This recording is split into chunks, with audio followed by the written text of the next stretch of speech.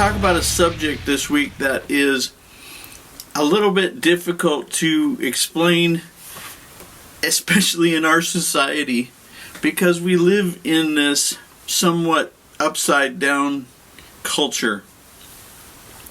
And the subject is honor. Honor is the Hebrew word means magnificence. It also means to be heavy. Honor is respect. It is titles and responsibility and privilege. Based on that definition, it may not seem like much of a Bible subject, but you would be amazed how much the Bible talks about that. The other part of honor that is very important is that honor is also, it comes from the idea of honesty. And so being truthful is part of honor. It's one thing to be respected as having a title and having influence, but honor is even more important when it comes down to being honorable and being a person that is worthy of honor. And all of that's going to make a little more sense once we get to the end of the week, but I'm just going to throw that out there for us for the moment. Let's go to 1 Chronicles chapter 16 and verse 27. This verse says, "Glory and honor are in God's presence. Strength and gladness are in His place." So honor, we can infer by that honor is something that God has. It's something that God is, and we can find that in His presence, as the verse said.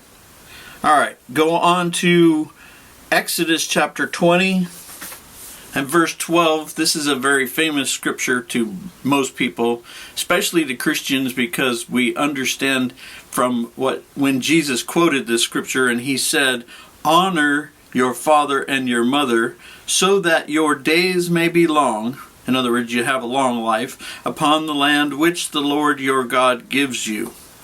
So this is one of the commandments. This is one of the 10. Honoring someone means to give them respect and to give them weight, to give what they say a reasonable amount of credibility. And then we're going to finish up in the book of Psalms. This is going to be a short episode unless I get wound up. Psalms 104 and verse 1 says, "Bless the Lord, O my soul. O Lord my God, you are very great, and you are clothed with honor and majesty." So we keep finding this throughout the scriptures, that God is honorable, that honor is part of who He is. So I think that it's important for us to find out what it is, since it's part of who He is. I mean, this sort of brings up a point that I know it sort of should go without saying, but there's a lot of people that don't really see how these things affect their daily life. And understanding who God is and what He is has a direct bearing upon everything in your life, whether you realize it or not. And I mentioned this a couple of weeks ago. I talked about there being laws. And I do want to clarify this. When I say that there are these laws, like for instance, when Cain killed Abel, we talked a couple weeks ago about how the blood was crying out for vengeance. This is a law in the sense that gravity is a law. We have a thing in our earth that is always this way, and it is irresistible. You cannot undo the effects of gravity. You can mitigate the effects of gravity by having wings and using that gravity and airflow and speed and those things, and you can overcome the direct, straight falling down part of gravity, but you're still using gravity. It's still a law. It is a something that is that way.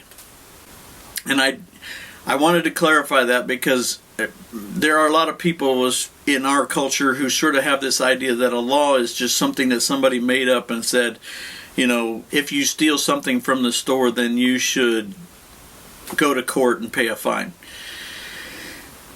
These laws are constant and eternal.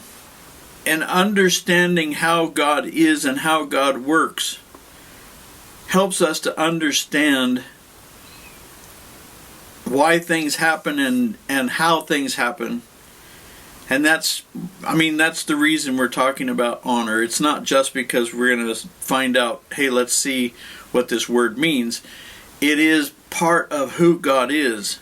And so we need to understand that because we need to understand who God is and how God is. I learned a new word today.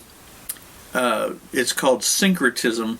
And it is this thing within the church, within Christianity, that we have adopted ideas from the Greek and Roman gods.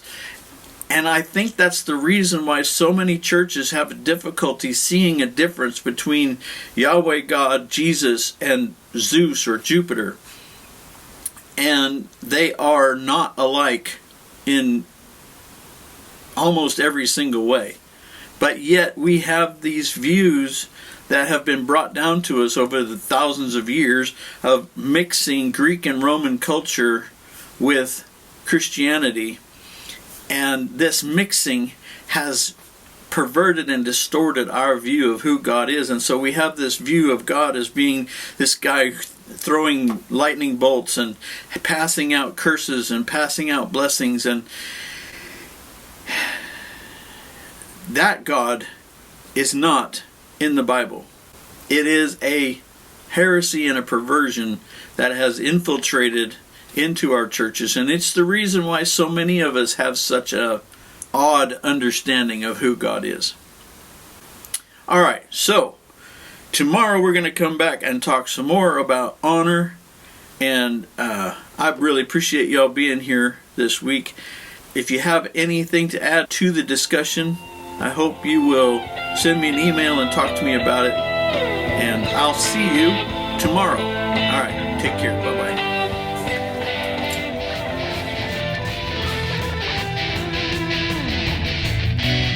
What goes up must come down.